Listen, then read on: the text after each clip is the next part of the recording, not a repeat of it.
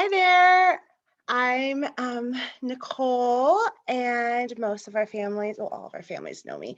And we have some other participants from other counties joining in too for these sessions. This is our third session. So I would like to get started. It's about reflecting and reframing. And we'll start with sharing our screen again. So I'm going to share our third session PowerPoint. Let me close this. I do a lot of self-talk, which we talked about last week, session 2 with powerful play and techniques.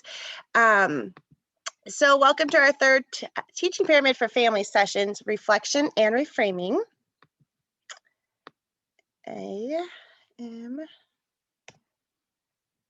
Let's see, we are going to pause this. Sorry, I'm restarting it. And I'm getting our PowerPoint ready because we were practicing and I was going through all the material from last week. If you have been working with us during these sessions, you would know that we have some resources on our website. And then we also have started the blog to talk and check in about what we're learning and practicing here. We have blog 1 for session 1 up, and then session 2 will be posted today, and we'll follow up with session 3. So I'm going to start with you guys. We're going to share sound because I figured out how to do that. Okay, great. So welcome to our third teaching pyramid for family session, reflection and reframing. Those two words, like peanut butter and jelly, they go together. And without one, the other one isn't as magical is another word, tasty. So when we think about reflection, we then move towards reframing. And when we talk about reframing, we use reflection. As you know, we talk about shared expectations. We have program-wide expectations posted all over. We're actually going to update them. And for the outdoor ones for families, just to check in about how we're going to change our drop-off and pickup procedures so we can include families a little bit more, and visuals are so important, and we use the language and the expectations of we're safe, we're healthy, we're respectful, we're kind, and not in any particular order because they're all really important. And then underneath each expectation, we have the desired behaviors we would like to see or expect. So they're visuals and reminders of what we're working towards, and we pay attention to positive behavior, so that's why we highlight those examples on our expectation board. What you'll also know is that with the expectations, we'll be checking in this week and talking about family expectations. So home expectations, and we will help support you guys so they work for your family, and they're also aligned to preschool. So if your children are enrolled in our program or another program, you can see how important it is for the consistency piece, and how it is really important to know what your child's preschool considers as expectations and the behaviors that they're promoting. That way you can support them at home, and your child has a better chance of mastering those skills for pro-social behavior. So it all ties together, and this is the week we get to piece it all together and connect it to home. So let's go ahead and get moving along. What's happening? Like I said, we're going to share the things to try at home. We are going to start off by what you guys did last session, or any ideas I have received. I will share those too. In addition, we're going to talk about what we are learning about the brain that helps us to understand behavior, particularly impulse control, decision making, and reactions. And I'm not just talking about the children's brain and their reactions. I'm talking about us, the adults. So it's really great part of behaviors is to be aware of our behaviors, and the reflection piece starts with us. So there's really great information here this session.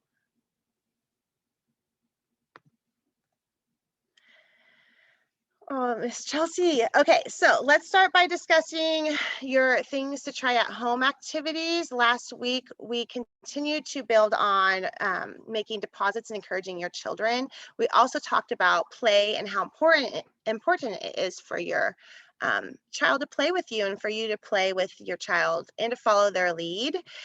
You were going to try to find time to play with your child. And we also mentioned you don't have to plan the whole day. It could be 10 to 15 minutes or within your daily routines. Um, and then you can kind of check in with yourself or a partner or your family about how did that go? What kind of things did you do? How did your child respond? And was it hard for you to follow their lead? And how did you feel about it? And did you see the benefits? It does take practice for the persistence to kick in. So like we say with our sound of the week, Dee dear, in our preschool component, don't give up even if it's difficult. Just keep trying. It would be great if you could continue to try to find time to play with your child, even though this week's things to try out activities at home, things to try at home activities may not focus on play, but it does support play, and then the play supports what you're working on this week. So I also want everyone to keep using positive comments and encouragements, which we call PDAs. It's the magic, as well as making deposits into your child's relationship banks. Those PDAs are ways that we do emotional deposits. So the second thing we're going to try at home, or you did already, was to start thinking about the kinds of behaviors that you would like to see less than, and the ones you want to see more of. And in addition, you were going to think of ways that you could encourage your child to use the behaviors you would like to see more of. So you're going to think of what you can do to support those play goals. You can go ahead and write it down in your workbook if you have your workbooks. I will share a couple of the pages, so I realize I haven't been sharing the actual workbook pages. And like I mentioned in the other two sessions, they were emailed to you if you attend our school, if you are part of our community, or they could be found on our website. And also, they're not available for families to download on Teaching Pyramid resources and websites, but there are really great materials there that are aligned to it. And if you Google this information, you'll be able to find it, because this is a national research framework, and it's also aligned and adapted to California.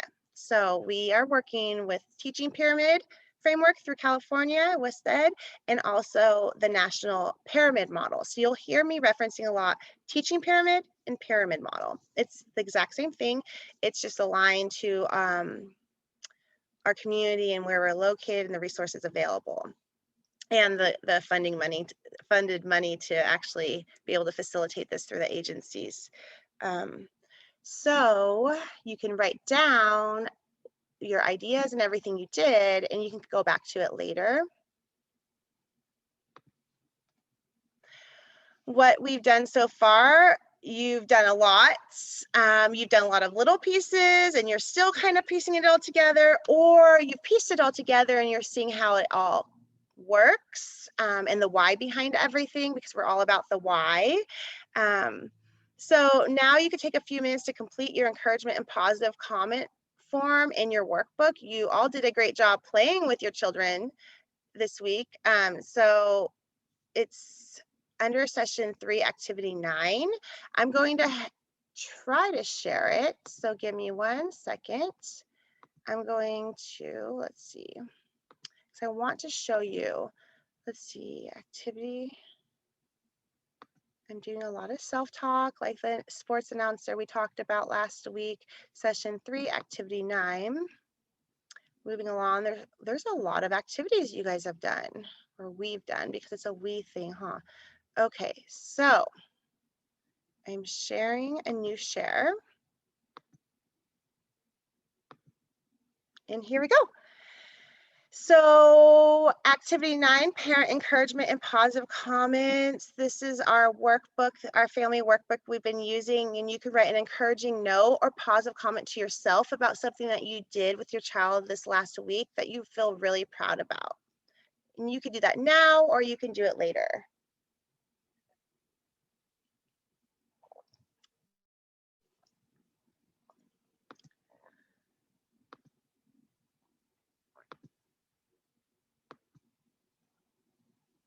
Okay, so we're going to move on from your positive notes. And we're going to talk about reflective thinking. This is the first part of our session, the reflection. I don't know if you're surprised at anything we have learned so far, but most of you probably knew that relationships and play are important for parents and children, for families. Some of you might be less familiar with adult-focused attention on a child during play. Taking time to stop and think about what we are learning together does help us to do what we know. So when we're able to pause and look back on everything we're learning, we're able to see what we have mastered and areas of improvement or opportunities to strengthen those by practicing them and focusing on them. So you can reflect and use the reflection as a mirror of some sort, and you can reflect with a friend, a spouse, with yourself in your journal or your workbook. Becoming reflective around our young children is a skill that takes practice, like I said. So your things to try at home activities help bring what we learn and discuss to life. It makes it alive. It makes it relevant and meaningful. And the stopping to think about how it went each week builds in reflection time. It allows you to strengthen skills and make sure you're implementing concepts and practices rather than adopting them.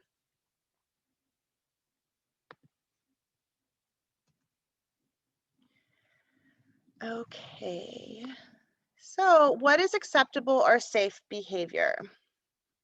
This is a great topic, especially while you're co-parenting or partnering with a program, because we all have different views and thoughts and beliefs around this topic, which ultimately determines how we raise children or support them.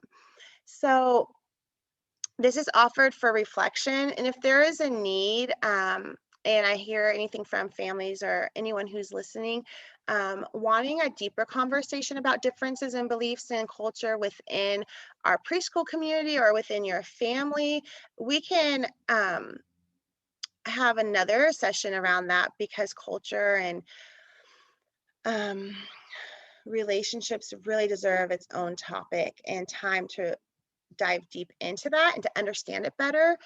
And that does play a big part with reflection. And there are so many experts in our community and resources available to families that I would love to connect you with. So if you would like more information about differences, about beliefs and culture within our community, within your other preschool communities, a workplace environment, or families, I can help connect you to resources, community resources. So what is acceptable or safe behavior to you? That's a really good question when you start to think about behaviors. What is unacceptable or unsafe behavior? I'm pretty sure we go to this question first because, like we've been mentioning, it's easier to focus on the negative behaviors rather than positive.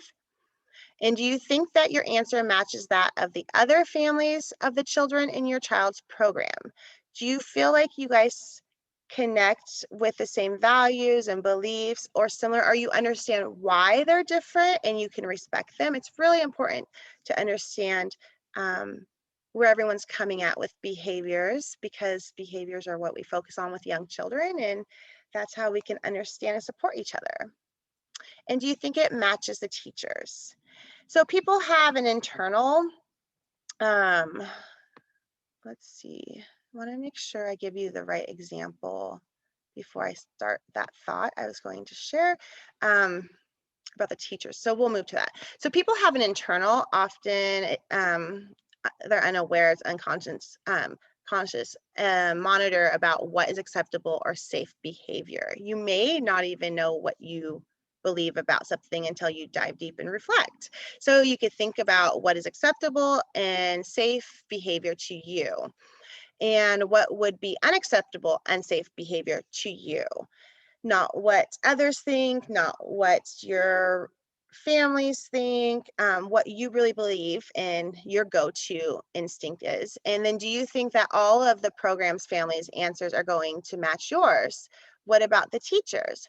And it's really important that we do make it clear that not only do your understandings and beliefs around behaviors matter, but you understanding where everyone's at on a respectful, appropriate level with healthy boundaries, because we are a community and we are helping each other raise the children together. So we are not individualized care where we're a nanny or babysitters where we're just meeting your family's needs. What we're doing is we're meeting needs of all families within a group setting. And the only way we can do that is by including, respecting um, all families' strengths and also supporting families with helping them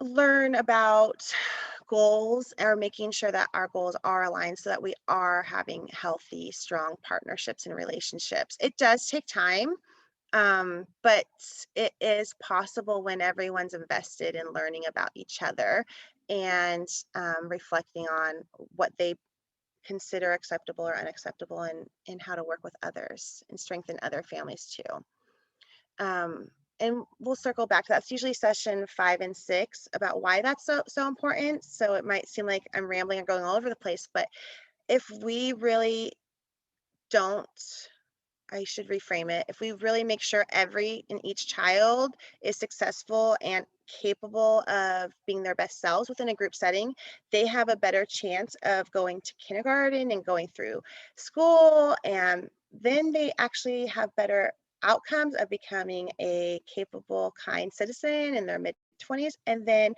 we have a great society that we're raising now.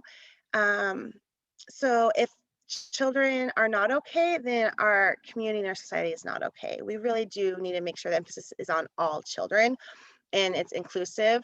It does mean that we need to work with all families and we can only do so much. So the partnership piece is very important and critical for successes. Um, we have different internal individual references for acceptable and unacceptable behavior. So like the teachers, for example, they're a great example. So I'm not offending any families if I am not able to really have that two-way conversation to help you guys understand when I mean something and you're like, oh, I consider that safe. Why would you say that's unsafe? So I want to make sure I'm being respectful in this little session and use a teacher for an example because I know that they would be okay with these. So I have one teacher who really loves glitter and messy play and that whole body sensory exploration. And the reason why she finds this acceptable is because she knows the why and understands the research and sees how children really learn. It's the whole body experience, the whole child experience. So she's great at sharing that with families. And no matter how many times you share with a family, like please have backup clothes or don't dress them in their best clothes, some families, cultures, and beliefs is, well, they're always dressed in their best clothes. And um, if they're dirty, that means that they're not supervised. So there's so many pieces of why messy play is uncomfortable for some families, or they just haven't learned the value of that type of play. So teachers love to have children just play and get dirty or messy. And some parents often are concerned that children's clothes um, need to stay clean. So we can have different ideas around behaviors, but it's very important to understand why and help teach each other and then come to a middle ground so we all feel good about it as we grow and get more comfortable with situations and behaviors because we're learning.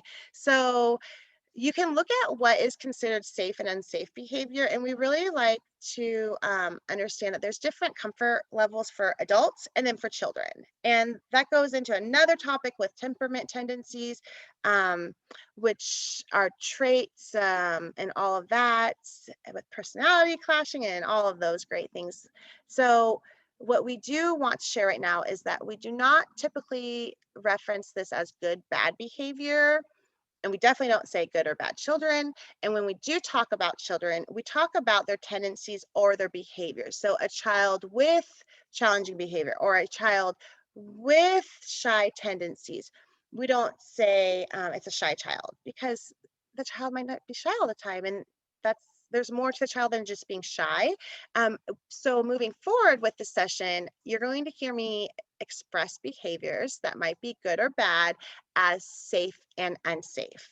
That's how we reference behaviors in our preschool too. So when we're talking to families, we're not going to say your child had bad behaviors on that playground structure. We're going to share how the unsafe behaviors were present today and what we did to support them to be safe, and how we taught them to learn those new skills and behaviors that are acceptable.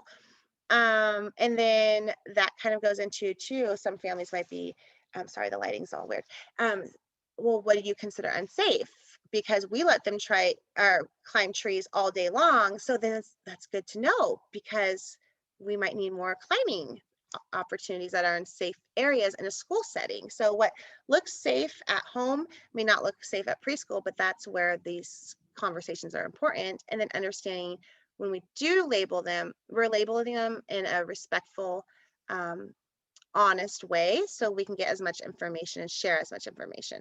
I will say that these conversations usually are hard at first, but the more you reflect and we reflect, the more we're able to feel comfortable um, in different levels with these conversations and working together.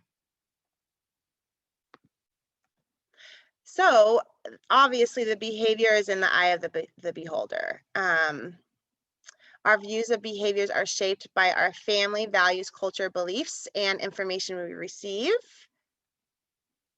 You may have different views and perspectives, yet be able to work together effectively for the child, which actually strengthens the community, because we're able to be exposed to so many different strengths and gifts and learn um, about differences. And so the question is, what do you believe about behavior? And what ideas do you bring from your family and culture about behavior? That's the main question. Asked through teaching pyramid trainings and PITC trainings for us educators to really understand and reflect and understand how to reflect and why, to know how we were raised and what we were taught, what we learned was acceptable and unacceptable, and how we then teach that and model that. Sometimes we're not aware that we model it to our children. So what one person finds charming, another person finds annoying. Example, I love risk taking. I love risky play. And so I allow the children to climb up slides. And this, though, can only work if our expectations and our supports are consistent. So I had to teach the teachers how to allow that to happen. So that way it didn't become a power struggle or mixed messages. And then the children weren't able to just play. And so what we did was once again, we controlled the environment, not the child, and we allowed one slide only to be allowed to go up and the other one to go down. And you can go down both. So we made rules and expectations around climbing slides. So it did a couple things. One, it kept it safe. And then two, it did teach the children of how to climb up a slide and master those skills, so they were safe, rather than trying to hide it and do it real quick and then fall over, because that happens. Because when you're trying to climb a slide to see if your teacher's looking, it's pretty unsafe. And then the third most important piece is, while we follow the child's lead and their abilities and what they're showing us they need, that child really needed to climb, needed that challenge, then we also are teaching that child that we care and value them and their abilities, and we are here to encourage them and challenge them. So when they know to trust us and how to support what they need or what they're telling us through behaviors, because we're listening, because we know behavior is communication, they then know not to have sneaky behavior. They learn to have risky behavior with the support of expectations, because they know we are safe. we are healthy, we are kind, we are respectful, and then they know how to work and cooperate with a trusting adult. So there's so much to go into with how we teach behaviors and how we address behaviors. And the first step, obviously, is reflection of why we consider some safe and some unsafe. Um, our personal views about behavior are shaped by everything that comes into our world. We were all children once, so we have ideas from our own experiences. And as we are raised by our families and as we are taught in school, we incorporate values, culture, beliefs, and information from all of those sources. And that's where we would love um, for everyone to understand, and why we keep sharing the why of why it's so important to learn more about families is so that way we can include them and really be able to support children to the best possible way with the best outcomes. So culture is very, very family dependent, and we cannot support cultures without learning about them. And we can't learn about them if families can't teach us about them. But some families can't teach us about them because they're still learning about them themselves as new parents, or um, having new questions asked of them. So, unique to each individual family are these cultures, or so are behaviors. So there are also influences of culture in the bigger sense, and yet each individual family makes it its own culture. There is a school culture, a preschool community, and that is what the children are learning now. And that's why if you are participating in this teaching pyramid for families, you're strengthening our preschool community by being part of the culture, by adding your family to our community. So that's what then turns our community into. There's a lot of information about culture and beliefs, and it's relevant, everything we're doing. However, we know there's still so much that we're learning, and so it's growing, the information, and we adapt with change, and we embrace new ideas, and we are always about growing together. And that's the expectations of behavior is adapting. And so one way we communicate our values and beliefs is through the expectations we have for behavior. We are all probably at different places with where we share and how we share who we are. So we all probably have household rules that we want our children to follow, but have different ways of teaching it to the children or supporting it. So some families have them written down and are teaching them. Some families don't have them written down, but it's just clear that it's expected because it's shared throughout their time and days together. So we're going to talk about ways to write your household expectations with your child and teach them to your child, and then use encouragement and positive comments to help them learn and practice these expectations. So we're actually going to share how we do it with Teaching Pyramid and implement it at our preschool. And that gives you the opportunity to see what works for you guys and try it at home. So expectations are a way of letting your child know what behaviors are expected. They apply to everyone in the home, like our program-wide expectations apply to everyone in our preschool, the children and the adults. We use the 3 expectations. Well, we have 4 expectations, so they're 3 main ones, but we kind of separated the safe and healthy from our school to develop our shared expectations. So we are healthy, safe, kind, and respectful. And these also may work for you at home. And a neat thing, which I'm working on right now behind the scenes for our new school year, is our registration process, is also our kickoff meeting. We were only able to do it once because of all the natural disasters and the pandemic. So we have that family orientation with the kickoff meeting, which shares what we do with expectations and how we will be teaching your child and supporting your child and really helping him or her learn socially and emotionally. And part of that is we will have a little bag for all our families, which will include some of the main components we love about Teaching Pyramid that we know will work at home. So all families will have a great start of the year. And when we share pieces throughout the year in person, in classrooms, and newsletters, you'll have the concrete items and supports at home. And one of those will be making expectations, an expectation board at home.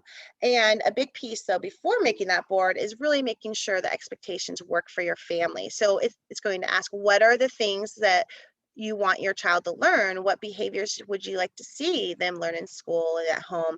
Taking turns, cooperating, less talking back, more initiative. So those are those behaviors you want to see. And then we will also share how you put them underneath the expectations. Healthy, kind, safe, respectful. And that's how then we will have a partnership from the beginning of the school year and work all year long with similar language, similar goals, and your child will have so much support that they will have mastered all these pro-social behaviors. So we are going to move on to making your expectations clear. It may come to a surprise, but children cannot read our minds. And like we learned, a lot of people can't. So sometimes we think that they know better, but how should they know? We've been practicing telling our children what to do rather than not what to do in these past sessions. So if we can focus on thinking of what we want our children to do, the expectations will support us. It is the way we are reframing our thinking, and it helps keep that firm. It's a great visual for us adults to remember to not do the don't do that, but do this concept, or you. It's we, because it's about the whole concept of internal gratification rather than the I statement. So it's doing the you are walking inside. So it's going back to session 1, and this is how you're going to make it alive in your home.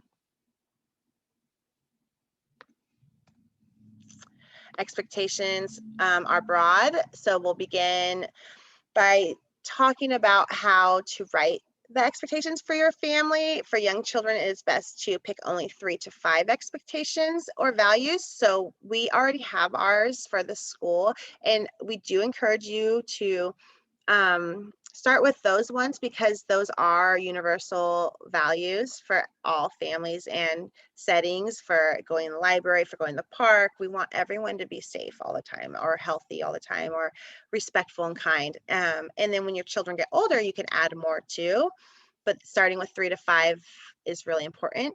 For your examples, state the behavior you want to see. So be descriptive. What does that behavior look like? So we are safe. So we are safe at home. So we do not answer the door without a parent. So we would reframe that and saying we answer the door with a parent. So we only open the door when mom or dad or grandma or uncle are there. You can pick expectations that can be applied in a lot of situations. It is helpful to use the same ones as we do, like I mentioned, because it'll help your child know what your expectations are and then what the preschool's, and it won't be so overwhelming. In that way, we can just develop a few simple household expectations together if you are ready for this challenge for your family. So once you have an idea of what your expectations are going to be, you can think about how to make examples of what that will look like for your home and for various family members, because we know you have maybe multiple children or different ages. And just like we did at the beginning of this group, so when I shared the program-wide expectations we use in the school, and then also when we do trainings with parents, we have different expectations, but they are appropriate for the audience and for the setting. Okay, so the expectation examples can grow and change with your child, so you'll be able to see that. And They'll probably stay consistent though, because regardless if your child's 2 years old right now or turning 13 soon, like my son, they still need to be safe. They still need to be respectful. They still need to be kind. We still want them to be healthy. So the examples underneath them might change. So now he's allowed to open the door without me at home, but he still needs to be safe while opening the door and look out the peephole and understand that if it's not someone he knows, he may not open it. Those are still rules, but they do change with age. So we build on them. And that's what we do from our infant program to our toddler program to our preschool program. They're age appropriate. And of course, in the infant room, we don't say, oh, you are so kind, look at the poster board, but we do use the language and introduce like, oh, you were gentle with your friend, you are so kind. So that way they're exposed to those behaviors and they're around us adults who are in that mind frame. So it's more of us teaching it and modeling it and being aware of our behaviors at that age. Then when they move to the toddler room, we expose them and introduce them to a few expectations, but their board looks different than the preschoolers. And then when they move in the preschool room, they have 4 expectations, not just 3. And then the examples do look different. So it's really understanding where the children are at and what you want them to be doing with their behaviors, what's acceptable and unacceptable. So you can take time to do this handout in your workbook. This will also be included with the new school year, and we'll give you tools and resources to make it a big one or small one, and you can send us pictures and we'll help create those boards for you. But for now, you can start brainstorming. And so it is on handout 11. So let me see real quick. So handout 11 right here. And I'm sharing it.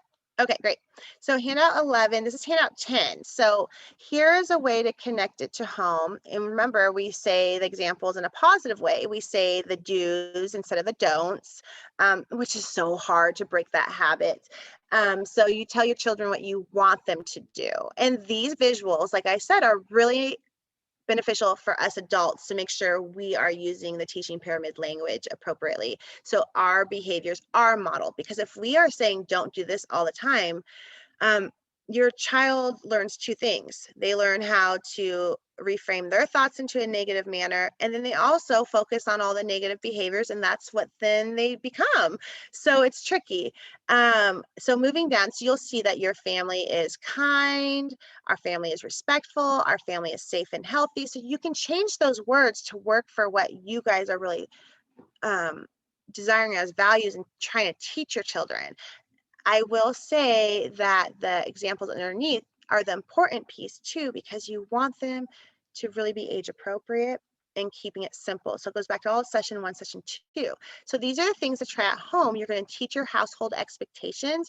You can make a chart. Like I said, we will be doing this in the family meeting. We'll have while we're sharing everything and we know that people learn in different ways and want to stay busy with their hands, like I do during these sessions. It's so hard to offer this information one way, but I am staying focused on the visuals right now I'm sharing. So we can make boards together and you can email me pictures or print them out, or we can print them out when you email them. And these are expectations that you will teach, because we teach your children, and you'll use them every day, and we'll help you with examples. So don't worry about how to respond if your child does not follow the expectations. At this point, we just want to focus on teaching them, exposing them, and us really learning how to embrace it and model it and how to keep attention on positive behaviors, because children do respond to how we behave. And so how we teach them, it will share step by step, review, you practice, you support, don't criticize. That's the biggest piece. And it's so hard because you're halfway there with a PDA and then you go, but you forgot last time. Or you bring up that little dig and you don't mean to, but you want to make that point clear of why it's so important. So that with this practice, that will eventually go away because you'll learn not to criticize. And that's just how we were raised sometimes it's just learned behaviors. And then we will focus on celebrating the successes. So words of wisdom, you are raising adults, not children. The work you do now will make life much easier as they get older. You know, I go back and forth with this, this word of wisdom, because there's two pieces to that. Yes, we are raising adults, so it's important to realize what we want to see now is what we will get when they're older. And if we don't teach them now, these are the behaviors they'll keep as an adult, which is scary and present. However, a big piece is remembering that this is their childhood still. They're only children, so they're not adults yet, but we are raising them to be adults. And sometimes I remind parents that their children have only been on this planet for 24 months. So it's okay that they don't know everything yet. And it's okay that they still need more support with behaviors if they should know better. So I'm going to switch back to our PowerPoint. Okay, so this is getting to the good stuff. Brain development is something that you will learn if you have not already learned. Is so important when we're talking about behaviors and parenting. So to understand behavior, you need some basic knowledge of how the brain works. And this is a rough diagram of what is in your brain's various areas and the centers. And a simpler way to think about it is the bottom and middle of the brain are the downstairs brain, while the upper part of the brain is the upstairs brain. And the brain isn't fully developed until mid-20s. So you'll hear myself referencing or through material, family material from different research framework, where do you want to see your child when they're 20 years old? What are your family goals? What are your hopes for your child when he or she turns 20? Because if you want that child to become a kind citizen at 20 years old, 25, then how are we teaching them kindness right now? How are we teaching them those skills that will become who they are, because that's how they will behave. And so what we're going to do now is watch a little video about Jane Nelson describing Dr. Siegel's hand model, and it ties into the calming area, the cozy area, everything we believe in, and will be talked about and shared in the future sessions if you care for those ones. And she just explains it so clearly. So I'm going to start this video, and I believe I want to make sure the volume is on here before I do this. Yep, it is. Okay. So we're going to start this video. Well, I want to do a little activity now that teaches you something about the brain. And so if all of you would just hold your head up like this, and this, your hand now represents the brain. And from the palm of your hand down to the wrist, that's the midbrain, the primitive brain, that has a very important function. You know, it regulates all of your autonomic, like your breathing, your heart rate. Now bring your thumb into the palm of your hand, and this is the midbrain. And the midbrain is where you have the fight-flight response. And it's also where we store some of those old memories of inadequacy and fear and some of the judgments we've made about ourselves and others. Now bring your fingers down over that midbrain, and you've got the cortex. And the back of the cortex is where it regulates your senses, your touch, your sight, your feeling. And the front of the brain is the only place where thinking takes place, and especially the prefrontal cortex. And this is what it regulates so many things like relationships and self-control and thinking, you know, rational thinking. And do you know what happens sometimes when you get upset? Like maybe you're upset about something that your ex-spouse has done or one of your children or whatever. Anyway, you get real upset. So guess what happens? Not as long as it's this way, but what happens is you flip your lid. And so what happens when you flip your lid? What is exposed? That's where you have the fight-flight response. And usually when you create that distance and hostility, the other person will flip their lid. And so this is when you're trying to communicate, fight-flight response and old memories to fight-flight response. And it's like, you can think of this in your relationships with adults, but also with your kids. Often they do something, we get upset, they get upset. And is this the time to try and solve a conflict? And this is why it's when we understand this, and I often suggest that parents, as soon as their children are old enough, you teach them about this. And so that what you need to do is wait until you can calm down and engage your rational brain again.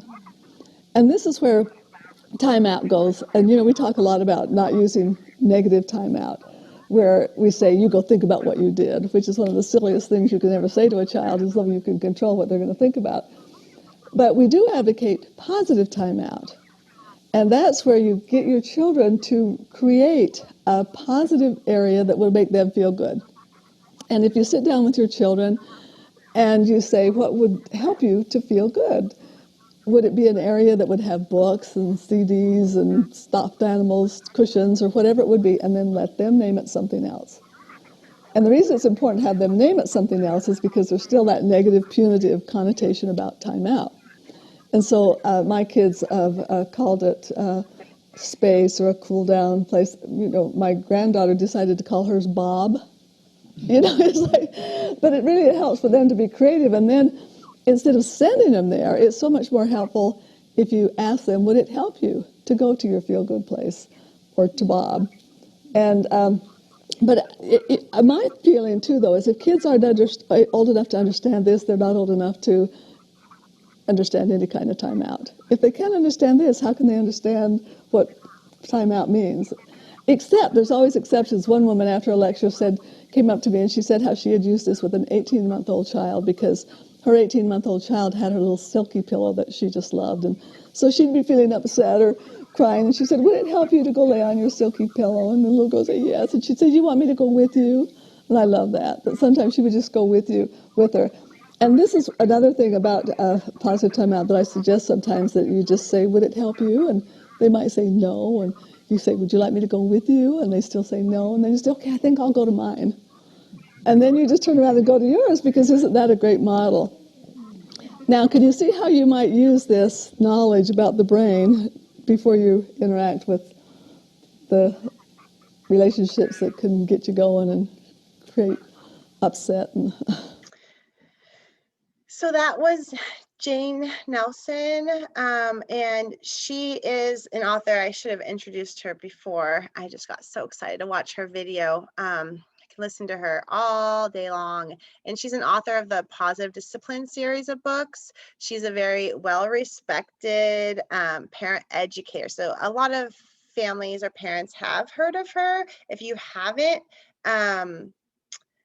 then I have some of her books that you can borrow. We have a couple out to families right now. But she did just show us the hand model of the brain that was first developed by Dr. Daniel Siegel. And she also mentioned the positive timeout that we have mentioned and did read together on a virtual story time. And we have those books too if you want to borrow them with your child. And so that goes into the next sessions. We'll talk about positive timeouts and the cozy areas and calming ourselves. And those are the strategies for those behaviors needing additional support or more opportunity to master those skills. I love the idea of modeling our timeout spots. So it's really good to have that understanding of how that model brain needs to be put into action to really address behaviors. And so the logical part of our brain, like she said, it's that stressful moment that it disengages, it just pops up. So just having that whole concept of knowing when you're feeling like you're a volcano inside and you're about to flip your lid, it's just great to be aware and reflect what makes you flip your lid. And we'll be talking about that right now. And that you're not in your thinking brain, and you're down in your midbrain and emotional center where you react strongly. And when you react strongly and flip your lid, that is when a child will annoy you, or something will happen that makes you upset, or you can't respond like you wish you did because your lid's flipped and you're not in your thinking brain. So we do talk about this and teach it to the children in the preschool component. Because before they can problem solve and conflict negotiate and use all those teaching pyramid strategies, they have to be in their thinking brain. If they don't know how to get into the by themselves, that's where we teach them the cozy area, the solution cards, the emotional check-in. That's where all those visuals and environmental supports come into place. So you need to reconnect. So when your fingers are up, you flipped your lid, you do need to reconnect before you can access and process your knowledge and logic that is in this part, the forebrain. We are going to then move on to why we flip our lid, or being aware of what makes us flip our lid. And that's examining our attitudes. So I'm going to move this. So we're going to talk about our attitudes around the challenging behaviors. And this is activity 12 in your workbook. So I'll share that screen soon, but I just want to make sure that we're looking at some of these buttons and our attitudes about challenging behaviors. You can do this now, or you can do it later. And in the handout 12 in the workbook, there's 3 rows of 5 circles. You will start with just the top row, and you're going to think about what are some things that your child does that push your buttons and cause you to flip your lid. And then how do these behaviors make you feel? So you could write down the behaviors on the top of each circle. And then it's good to remember that this is for you because everyone has different feelings and hotspots. They respond differently to behaviors. So it's an individual activity. Everyone has different buttons. Okay, so how does this make you feel? Your immediate gut level response might be something you don't want to share. But to identify this feeling, it can help to think about the upsetting thoughts that go through your head in that moment, or something you might have said out loud to a friend or a spouse. So an example is, when she threw the food, I felt so frustrated. So then in that bubble, you'll write frustrated. And sometimes we don't want to admit these feelings because they're negative feelings, and we were raised, I don't want to say we so freely, but as a society and where I was raised, or I know through this research, a lot of adults were raised that negative feelings are negative, and you either don't talk about them, or you don't address them, you avoid them. So we feel uncomfortable talking about negative feelings or negative behaviors, but I think it's an opportunity to learn new behaviors. So we're all about learning. And so it's good to admit these feelings. And when you think you should be in control, but you feel like you're not because of these negative feelings, it's good to express that and identify that. So, but if we don't acknowledge what is underlying our reactions, then we can't work through that problem completely and effectively. And then we're really not doing our job with reflection and support. So you can write down, and then you can share with others your hot button behaviors and feelings. And then the last row is going beyond the feelings to the voice inside your head, the problem statement. And those problem statements become our thoughts, and then they become our behaviors, which we're then modeling and teaching. So this is called a problem statement. It's the thought that's going through your head in that moment. And the thought in your head often is related to the feeling. So often it contains words such as always or never. And let's see. Those are the ones that are in the moment, and they're called the problem statement. So that is one of our students, and Miss Amelia, who modeled what it looks like when a child's pushing your buttons, but that little child would never push buttons because children don't do that. at preschool. So they save it all for their families at home.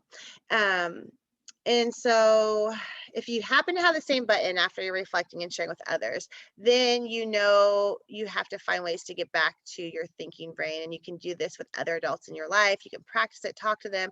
And that is what we're going to be discussing next. So I know we want to change a child's behavior, but first we have to reconnect. And when I say reconnect, I say with ourselves. So you have to see how our buttons are often different from other people's. Behavior really is in the eye of the beholder. And in the classroom, we encourage co-teachers, like I said, to share what their hot button issues are, so that way, if they have different ones from each other, then they can check in and get support when needed. And that's the biggest part, is discussing next what we want to change in behaviors. And we're going to connect right now and do that. And part of that is talking about this amazing quote. If there is anything that we wish to change in the child, we should first examine it and see whether it is not something that could better be changed in ourselves. So that quote is a good one to have while parenting, throughout all phases of parenting.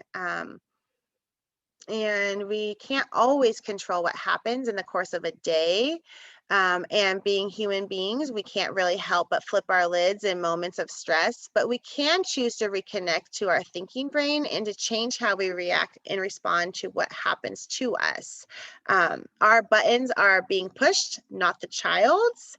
They are behaving the way they are for their own reasons. And often we get ourselves worked up about how a child's behavior is affecting us, rather than trying to understand what brought that behavior on to begin with. So the next sessions, we'll talk more about the why, the function, and I've mentioned it throughout these sessions. There's really three main whys. They're either avoiding something, they're trying to obtain something, or they're expressing something.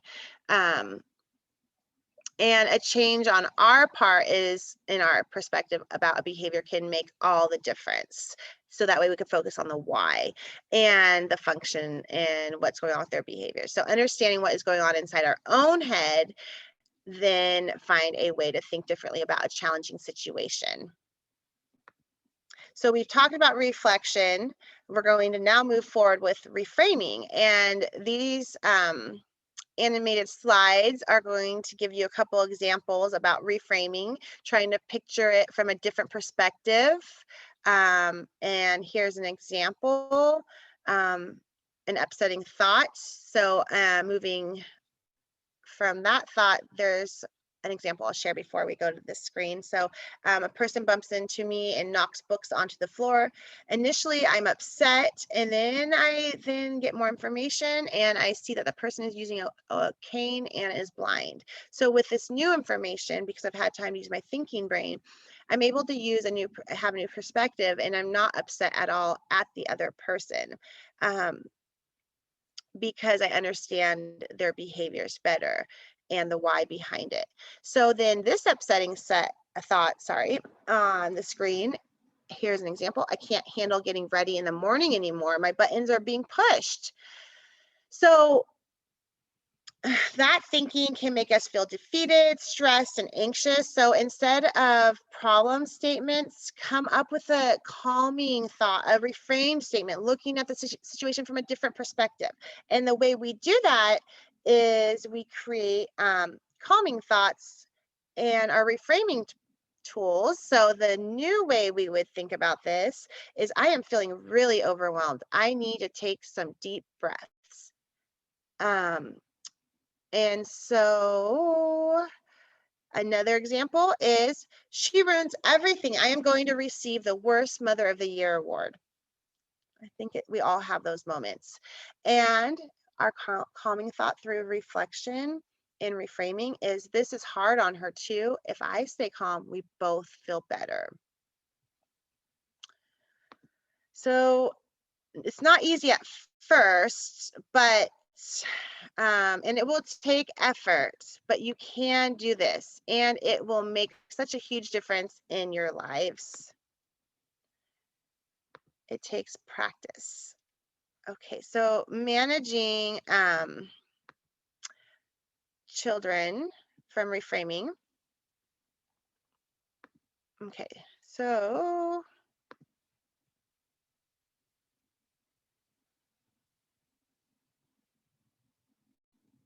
okay, here we go. Reframing, changing perspective can allow us to reconnect and get back into our thinking brain so we can more effectively respond rather than react. It can't help us. It can help us work through the hot button issues, and the hot button issues were on your workbook, inside your workbook, and those were the behaviors, the thoughts, and then problem statements around that. So we can reflect and find better solutions when in the upstairs brain, and we can look back at the problem statements that captures what is in our head and what we think about the situation. So we could try to think about the behavior in a different way, the strength, what is it communicating, because we know behavior is communication. That's how children communicate with us, is through their behavior. And we can try to understand the child's perspective, and that will get us closer to the why, and then we know how to support them and teach them new behaviors. So we can put on a more positive spin on the behavior, and that in itself can help us deal better with behavior. So thinking back, let's see. Okay. I think I'm going to talk about these. So he is just doing that on purpose. This is getting ridiculous. He'll never change. There's that word never again. The calming thought, he is working from his downstairs brain. He is trying to find where the limits are. That's a great kind of insight about why. And then another upsetting thought, the problem statement is she never sits still. I am sick of dealing with these behaviors. A calming thought would be, her need to be moving is challenging for me at times. So reframing before problem solving is the whole secret here. And that's everything I was just sharing. So when you have flipped your lid, you need to reconnect with your thinking brain. You can only make good decisions and problem solve when you're using your thinking brain. When you flip your lid, it's not about finding solutions or problem solving yet. It's about getting your brain reconnecting to your thinking brain, and then you can problem solve and find solutions and help your child. You need your thinking brain on, though, to get to that level. Acknowledge your emotion about a behavior that pushes your buttons. Write a statement that captures what you think about that problem, and reframe the behavior by thinking about it in another way. How can this behavior be seen as a strength? What might your child be trying to communicate? And what does your child's behavior tell us? And what is the perspective of your child? So that just kind of lays it out for you, everything we just checked in about. Okay, so the reframing activity, which is part of the hot button worksheet on handout 13, you're going to read the 4 examples listed and choose 1 or 2 other challenging behaviors from your hot button. So on your own, you can add more to it from your hot buttons activity and how you might reframe your thinking about each one. And then you could write a problem statement that represents that hot button. And then with someone or by yourself, you can work on reframing. And in reframing the challenge behaviors, do not come up with the solutions yet, but rather come up with a different way to think about it. So it's the reframing. Okay, so we're just going to share this real quick before we wrap this up. I'm going to share activity 13 real quick. Okay. Share, new share. Share. Okay, great. So this is what we were talking about, and it showed an example of your hot button activity at home. It's really great. This is a really great activity for practicing reflection around your child's behaviors and then your responses. And so this is where you're writing your the behaviors that push your buttons, And then this is where you're going to write your feelings around those behaviors. And then this is the problem statement that you would write. So in this activity right now, when your buttons get pushed, you usually have a strong emotional response to a challenging behavior. So reframing helps you reconnect to your thinking brain as a first step toward brainstorming ways to work with the child in a supportive manner. So you don't want to rush into solving the problem when your buttons are pushed. First reframe, then solve the problems. That way you guys aren't like that, you know? So steps to reframing, you're going to acknowledge your emotion, you're going to write the statement, and then you're going to reframe the behavior like everything we just said. So here's an example. Reframing is the bridge from flipped lid moments to effective and supportive problem solving. So this is how we get away. We move away from the flip lid and problems to the solution. This is the bridge transitional support piece. And we'll just do one example and then you can do the rest by yourselves if you would like, and kind of figure out which problem statements need to be addressed at home. So number 1, he whines from the moment he gets home until it's time to go to bed. So the calming thought, the reframed statement would be, he works hard to let us know something is bothering him. So you don't need to find a solution yet. Is it he doesn't have enough warning time? Is it he has too many routines within a routine? Is it because he's hungry? Is it because something got changed? Is it because he's missing somebody? You don't have to figure that out yet. You just need to practice reframing that statement and turning it into a calming thought so you're aware of your responses and your behaviors so you can better support him. It's that whole thought and expression. The calm, you need to be the calm with the within the storm for your child. And there's that amazing quote which I'll share on the blog. The second example is, she is clingy not only with me but with other adults as well. So the reframed statement is, adult closeness and attention are important to her. And then a problem statement is, I have to watch him like a hawk or he'll run out the front door or go out the gate. And the reframe statement is, wow, he is very active and independent. So the final example is, she constantly knocks over her sister's constructions or destroys her brother's artwork. So the reframe statement would be, she is using her body to try to express something. So we understand she's expressing something. We don't know what yet, but we have to make sure we're calm to figure it out.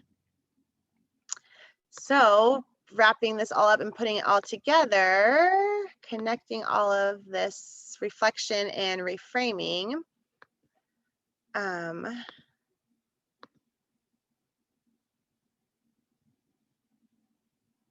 We will talk about things to try at home, reflection and reframing, positive parenting tips. So as a reminder of the things to try at home activities for next week or this week, and I don't know, we won't do a webinar, but I think I'll pre-record sessions 4 through 6 because it's just valuable information. Or I could do the webinar too. It's so many decisions.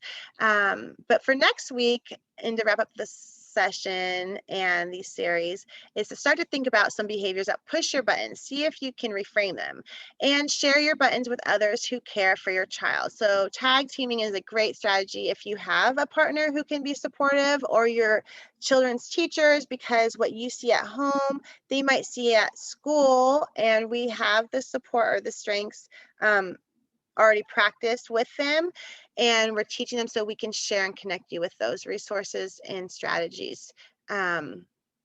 Especially if you have different buttons, it's really good to connect. So keep using positive comments and encouragement with your child, and make sure to have fun together.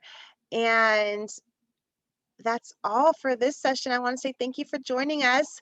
I will have blog 2 up for session 2 up shortly, and then this video will be ready for you guys. And then this week I'll be adding a lot of different pieces to the 3rd sessions blog. So if you have questions, you can email me, call me. Yes, and I will connect with you, and we can definitely check in to see how your expectations at home are going, your PDAs, your emotional piggy banks, because you guys have been working so hard in supporting your children and strengthening your relationships and really raising amazing human beings. So I wish you a great day, and I will see you all later. I will make sure to have this recording up on our YouTube channel too. Okay, have a great day. Thank you.